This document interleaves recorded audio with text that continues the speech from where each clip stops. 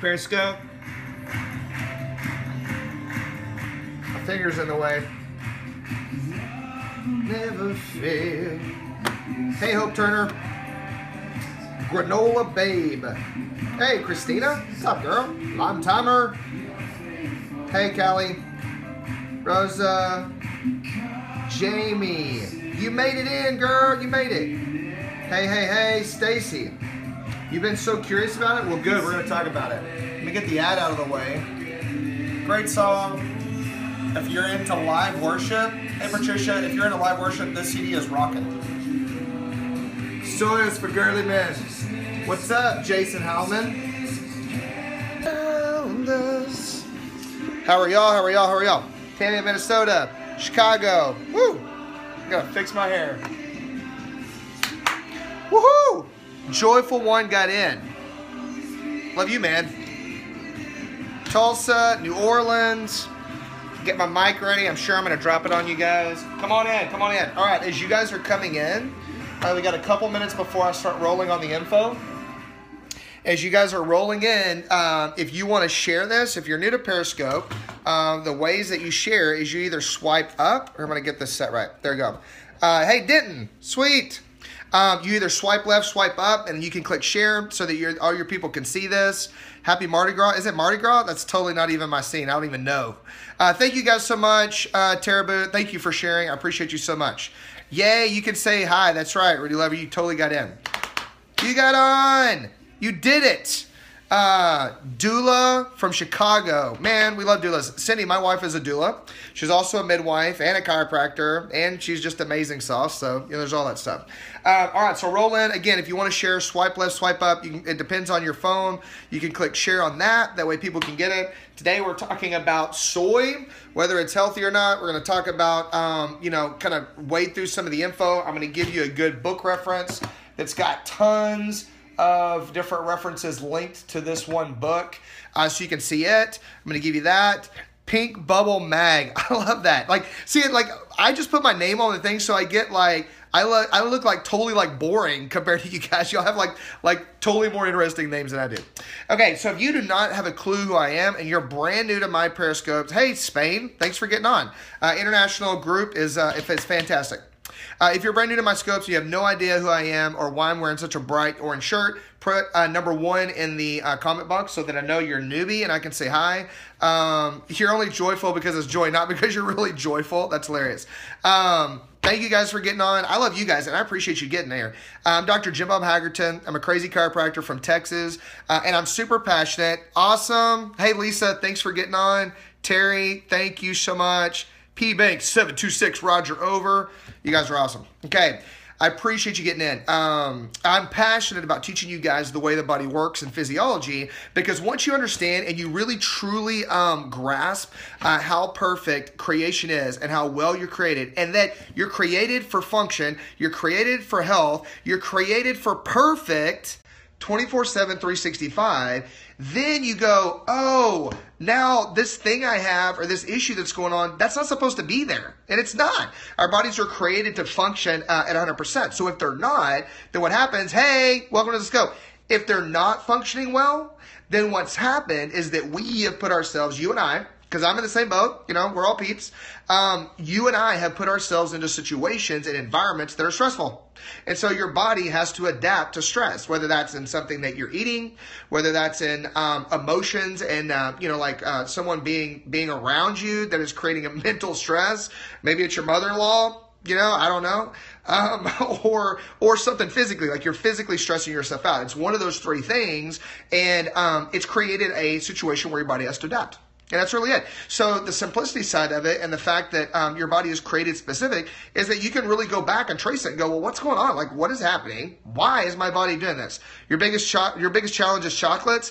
You know what? Me too. If I'm gonna eat something more than I should, that's like off the reservation, it's chocolate. I'm with you. Like, with you, it's like, I'm like, hey man, if I'm going to do something, I'd rather it be chocolate. Let's all be real, right? Like you can't argue that like chocolate is amazing unless you just don't like chocolate. And then you're just weird if you don't like chocolate. If you don't like chocolate, put a 2 on here so I can like publicly ridicule you. No, I'm just kidding. Don't do that. Don't do that. I'm not going to do that to you. But it is true. Chocolate's my thing too, so you got to be weird. Depression, or is this physical matters? Well, depression is related to all of health, right? Like depression is a adaptation of the body to some kind of stressor, just like anything else. Just like anything else. And so depression is a problem with neurological balance that the body has to adapt to. I mean, it just really is. It's right brain dominance. I have a other video on anxiety and depression that I've done and taught on how that happens. So if you look at the website, family-wellness.com, you go to that, you can see old videos on there. You can also get to the YouTube channel yeah, absolutely. It's a great question though. You can get to the YouTube channel and you can get to the office Facebook page. Or you can just go right to YouTube and type in Dr. Jim Bob Hagerton. Look that up, and I've got a bunch of old videos on there. Knock yourself out. Look at that. And check it out. We're going to talk about soy today.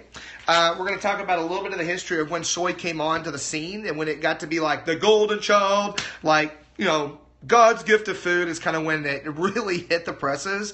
And it turns out it's not so much. It turns out after a little bit of time, like when it's like too good to be true, usually it is. Oh, I think I need to like drop a mic on that. Boo, you mean like that old adage that grandma said was like if it's too good to be true, then most often it is. So when they were talking about the fact that soy was a miracle dietary thing, it was just this miracle food that was like saving the world from all this stuff. We got a little bit further in on that, and research started coming out, and we were like, maybe that's not exactly accurate. Okay, so let's look at something. But before I show you some dates and we answer, the overall question of, is it healthy? We're going to answer that. I'm going to show you a book that's a really great reference. The book is really well written. It's thick. There's a lot of info in it. I've read it. It's a great book. They've got tons of resources, tons of research articles in this book. And so I want to show you this real quick so you can see it for your extra research. Boom. The whole soy story. This one's good. Okay. No, golden oiler mama, don't feel bad about it. You deal with the information you have at the time. Ignorance is one thing. I mean, when you know better, you do better. That's okay. Okay. The whole soy story. Okay. Check that out. PhD, PhD nutritionist, not a crazy chiropractor. So check that out. That is a fantastic book. Some of the statistics that I'll show you today is out of that book. And so we'll get to that. Well, let's answer that first because I want to give you some information, but let's answer this. Is soy healthy? Okay. Is it healthy? Is soy healthy? You ready for this? Short answer on this. And then we're going to get into the specifics. Short answer is no. No, it's not. It's not good for you. And there's several different reasons why, and we're going to talk about it. So short answer, is soy good for you? And the answer is most definitely no. Okay? So all the things that you've been told about the fact that, oh man, if you can't handle dairy, then you should just pound the soy. It's good for you. Oh man, you're postmenopausal, and so you're on that, you should just like slam the soy. It's not. That is like, there's been studies done on this and show that it is not healthy for you and it is not benefiting your physiology and helping the body. Now let's talk about some stats before we get into that, okay? All right, so let's go through when soy really came on the scene and why is it like literally in 2007, watch this. In 2007, when they polled all these people in the United States, 85% of the American population considered soy a health food. 85% in 2007. So what happened? Well, there was a ton of marketing that happened between the years 1992 and 2006. So between 1992 and 2006, there was so much marketing that it took the soy industry, okay? It took the soy industry from $300 million to $4 billion by 2006. $4 billion with a B, billion, okay? And that's just in the matter of those 14 years, okay? 14 years. There was so much research, so much advertising done on soy, as a health food or as a dairy replacement and stuff like that, like with vegans and vegetarians and everybody, like there was this huge push that showed like, and you could see it in the money that just drove it to the top as far as what people were looking at. Okay. And so, the first question that people ask me though, is when we're really looking at it, it is not a health food for you. And I'm going to explain why in a minute. But then if it's not true, if it's not healthy, then what the heck? What about Asia?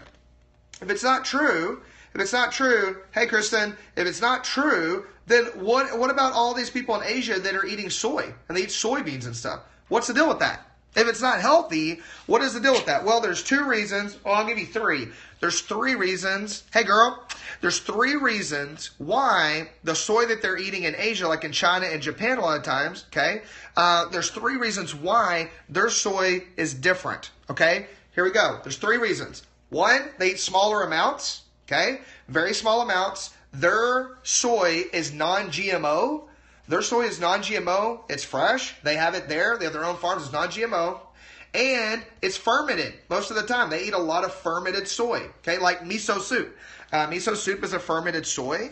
And if you can get fermented soy in a form like that is non-GMO, it's not a bad thing. That makes sense because in America, we split the soy and they split the bean in half from the actual oil and the protein, and they do all this different stuff, okay?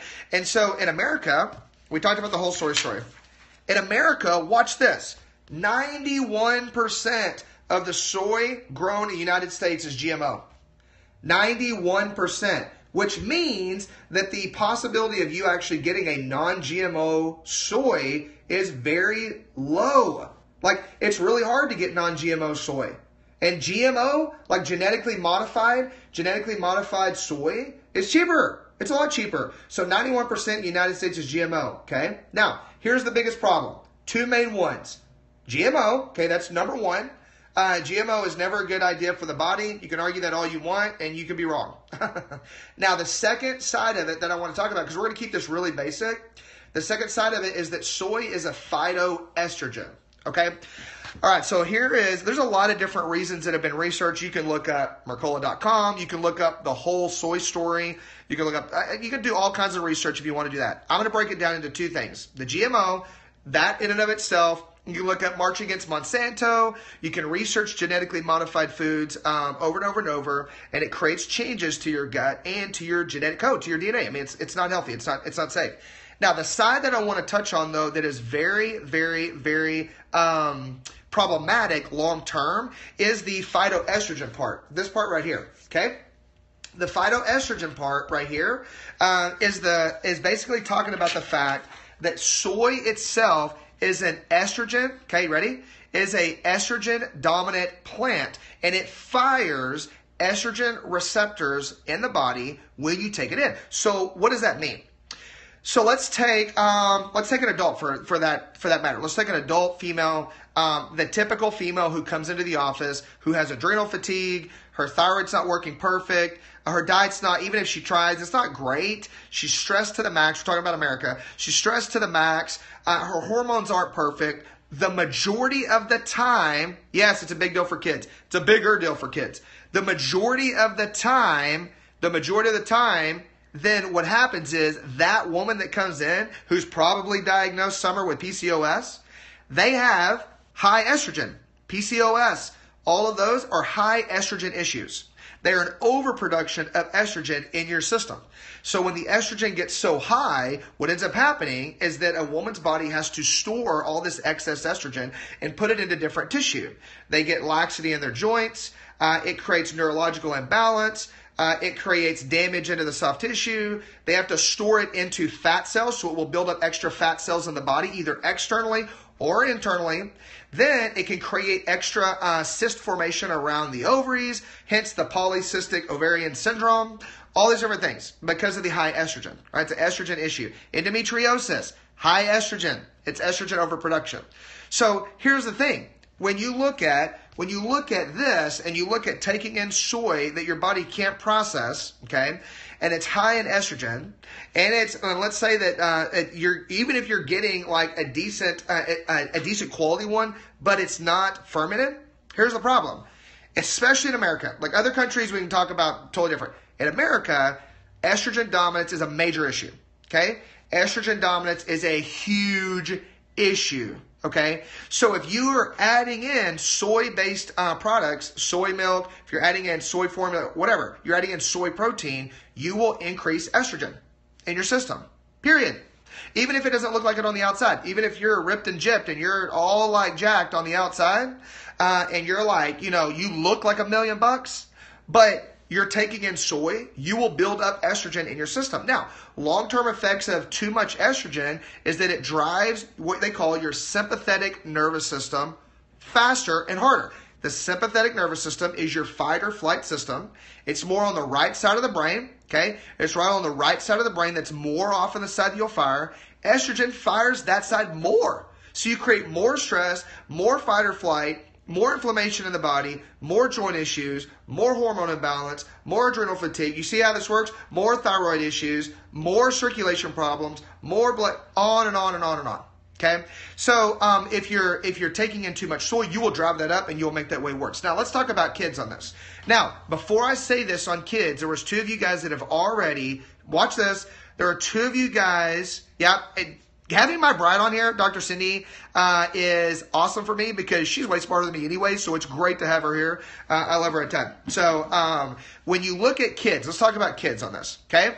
Now, for those of you guys who did not know and were told something that was not true and you fed your kids soy formula early on, there is grace for that. This is not to shame you. This is not to chastise you at all. So please don't take it that way. And if you hear me say this and you're like, oh my gosh, and you feel bad, that is not the purpose of this. And there are ways to rebuild their system and build it back up. So do not beat yourself down about this at all. Okay? All of us are learning to do better as we go. And when you learn more, you can do better. Hence the hashtag, learn more, do better. But before that, there's grace all the time.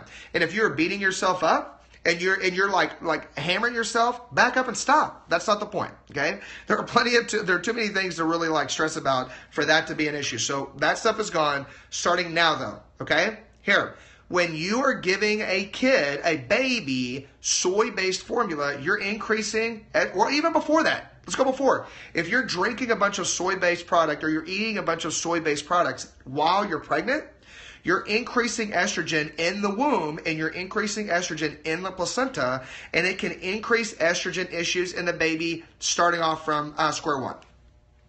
So you can increase the propensity for them to have estrogen dominant issues right off the bat. Then if they're really young and you're giving them estrogen in a formula based, it will increase estrogen. Like if you're giving them soy in a soy-based formula, it will increase estrogen.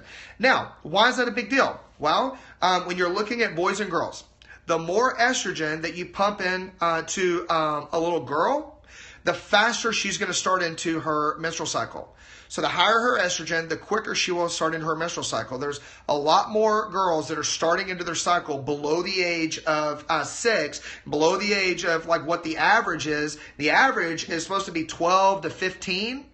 But there's more and more girls that are starting into their cycle way younger than that. And the issue is estrogen in our environment. Now, there's tons of other estrogen that comes up in other ways. Febreze, like cooking in plastics, the different pesticides in the yard, those are all xenoestrogens. Well, if you're adding in another dietary estrogen into their system, like soy, you're increasing the chances of them having issues anyway. Do you see what I'm saying? The youngest little girl that we've ever seen in our office that had literally started into her menstrual cycle, she's currently on Depo-Provera treatments. And this was years ago. When she came in, the youngest girl we've ever seen in the office, and this is not uncommon, and we've talked to other doctors about this, the youngest, you ready for this? The youngest girl we have seen start into the office into her menstrual cycle was 2 years old. 2 years old. I'm going to drop a mic on that. Yeah, 2 years old. She came in and it started her cycle early. She was developing breast tissue. She was having menstrual bleeding at 2 years old. We confirmed it with her pediatrician, sent them into specialists, and they started her on a Depo-Provera treatment protocol that they're going to keep her on. Now she's, I think, 8. It was like 4 or 5 years ago. They're going to keep her on that until she's 18. So she's got another like 10 years on this treatment. And then they're just going to take her off of the treatment, and they said it should be fine to go have kids. No way. No way. Like that is going to wreck her system for the rest of her life. Okay? I know. I was like, it shocked us, and we were like, there's something wrong. We sent them in, and we're like, come on now. Like, it was just crazy. So, the issue with that with boys, so with girls, the issue with high estrogen is that, sending them into early menstrual irregularity and that kind of thing. And we don't want that. The issue with boys is almost the reverse. It's hindering their puberty, backing their puberty off, because for boys, remember, they go into puberty by increase of testosterone. Okay? Testosterone. No joke, right, Angie?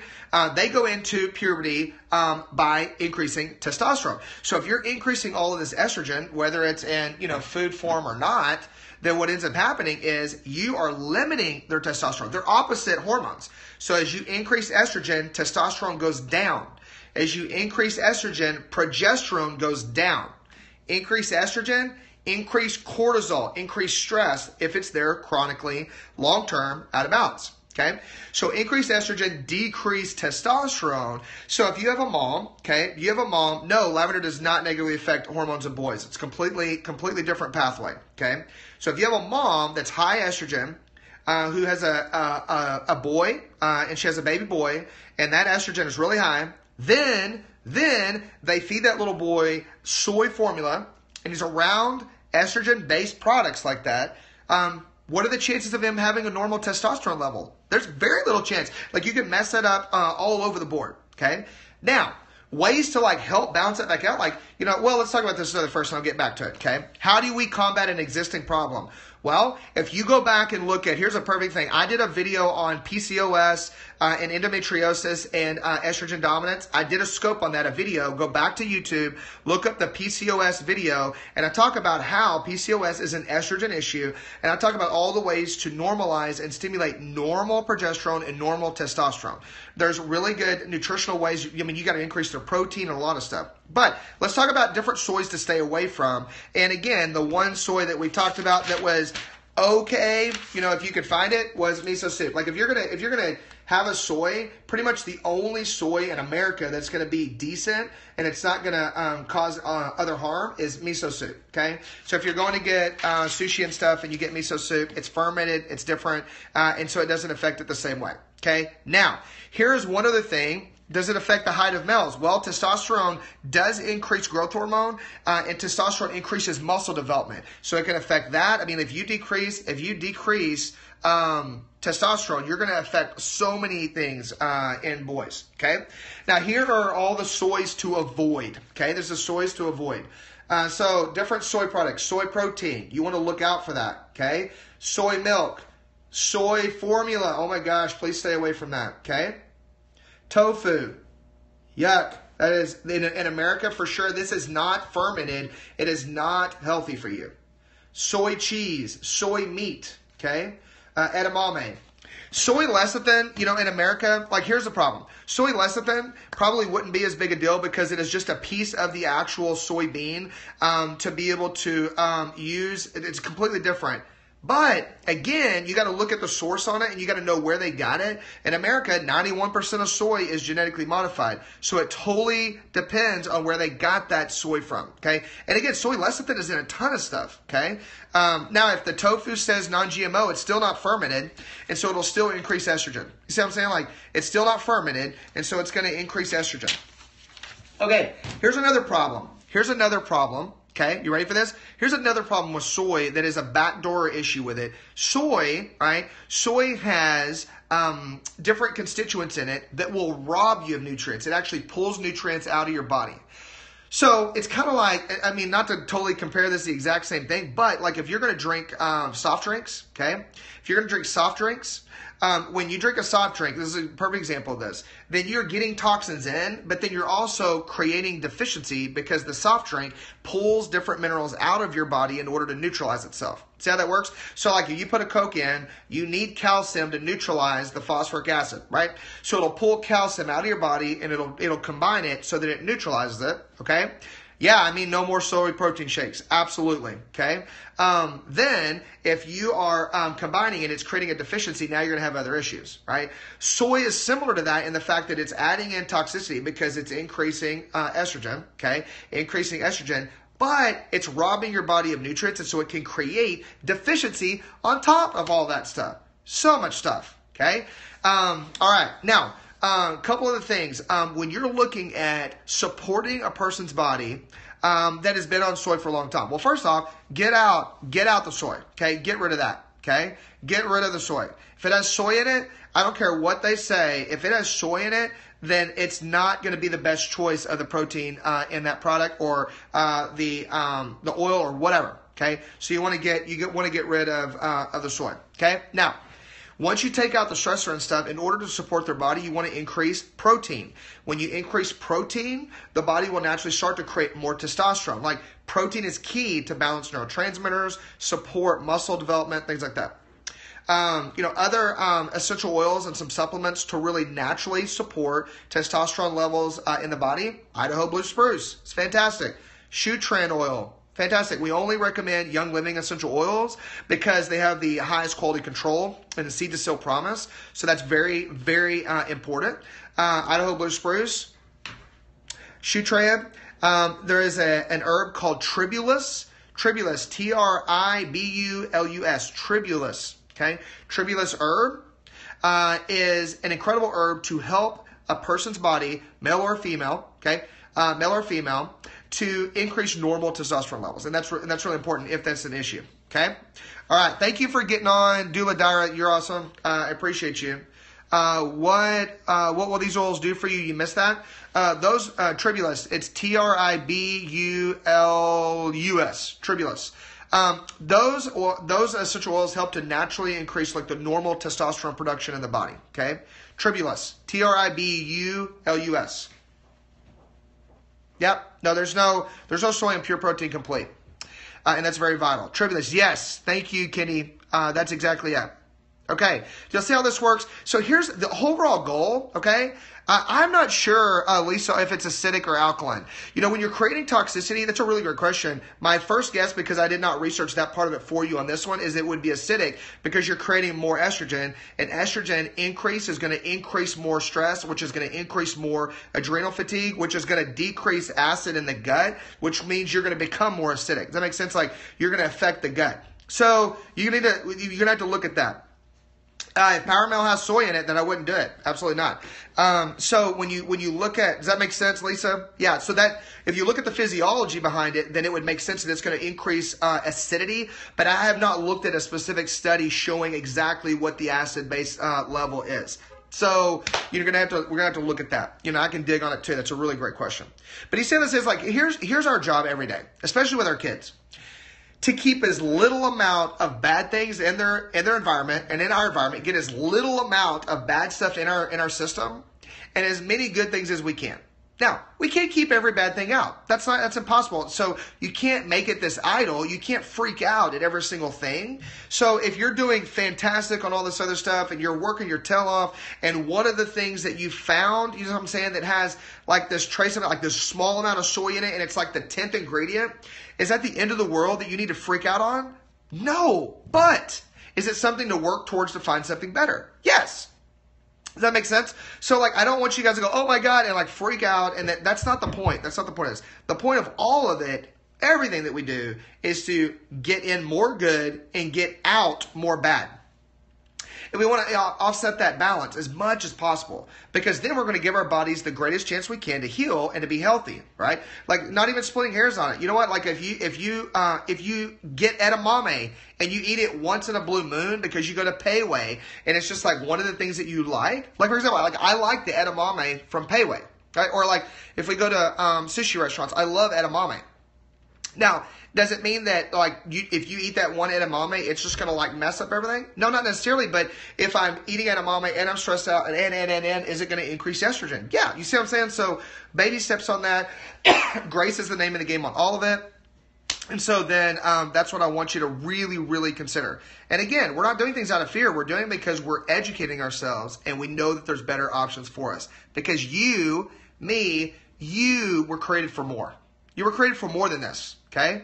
If we do milk, folate doesn't absorb in brain right. If you do milk, yep, that totally happens. And it happens worse depending on the people. Should I support him with testosterone levels? He's 9, and he drank soy milk for a few years. It helps to normalize hormones in boys and stuff too without driving them too far. It wouldn't be a bad idea, but you need to really look that up and research it. Soy sauce is also not as big of an issue. If you can get it organic, obviously, and you can get it better quality, that's going to be better. It's just high in sodium, so you got to watch out for that. So just be careful with all of it. Okay, you guys are awesome. I'm going to let you go because it puts us right at about 30 minutes. I'm trying to keep these a little bit shorter for you. Go look at my other milk. So I'm going to let you go. You guys go check it out. Do your studying, do your homework, and let's do the best for our families we can. That's it. Let's do the best that we possibly can, and let's just keep getting better together. You guys are fantastic. Interflex is completely awesome for 7-year-olds. Absolutely, you can totally do that. All right, you guys are fantastic. Have a great day. Love you. I'm proud of you. I appreciate you. And remember, health is simple. It's just not easy.